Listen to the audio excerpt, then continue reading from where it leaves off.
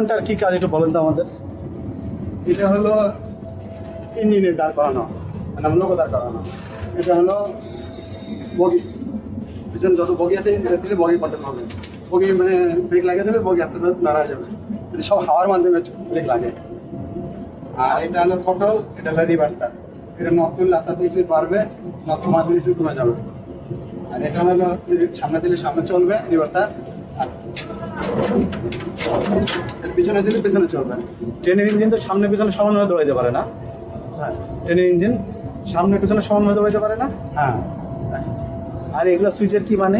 এগুলো সুইচ হলো, এটা হলো ভ্যাকুয়াম রিলিজ, এটা হলো ভ্যাকুয়াম রিসেট, এটা হলো কন্ট্রোল রিসেট, স্যান্ডিং করে মানে কোনো ইয়ে থাকলে, ব্রেকটা ইয়ে থাকলে। এটা হলো ইঞ্জিন স্টার্ট, এটা ইঞ্জিন স্টপ, এটা হলো অ্যাকশন মোটরের গেট, এটা হলো ভ্যাকুয়াম গেট, এটা হলো